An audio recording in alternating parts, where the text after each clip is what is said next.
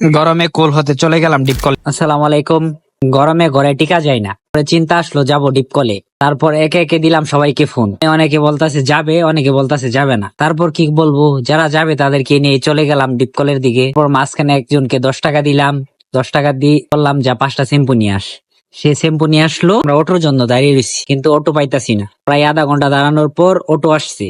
অটোতে উঠে টিপ টিপ করে আমরা চলে গিয়েছি ডিপ কলে। মাঝখানে গিয়ে দেখি একটা সুন্দর ব্রিজে কতক্ষণ ছবি তুলে চলে আসলাম ডিপ কলে। ডিপ কলে আসি, পানি মাথায় দিয়ে মনটা শরীরটা অনেক ঠান্ডা হয়ে গেল। তারপর এখানে 1 ঘন্টা সময় নষ্ট করলাম। তারপর বাইক না আসছে। আয়সা বলতাছে এখানে নাকি আম আছে। গেলাম আম পারতে, বাইক না লাগছে জগরা। আহ, এই জগরা থামাই কি? তারপর কি করব, জগরা থামে একটা আম পাইরে আনলাম, খাবো। আম খাবো কি, আম এত চুক্কা।